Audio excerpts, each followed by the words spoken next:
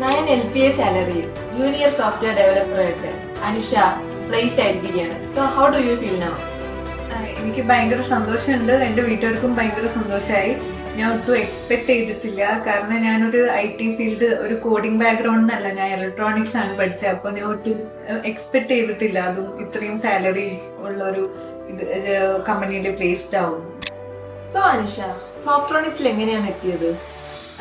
ഞാൻ BTech കഴിഞ്ഞിട്ട് ഭയങ്കര കൺഫ്യൂസ്ഡ് ആയിരുന്നു, എങ്ങനെ എവിടെ ജോയിൻ ചെയ്യുന്നതൊക്കെ. അപ്പോൾ എൻ്റെ ഒരു ഫ്രണ്ട് ഉണ്ട്, ഇവിടെ പഠിച്ചുകൊണ്ടിരുന്നൊരു ഫ്രണ്ട് ഉണ്ട്. അപ്പോൾ അവൾ വഴിയാണ് ഞാൻ സോഫ്റ്റ്രോണിക്സിനെ പറ്റിയത്.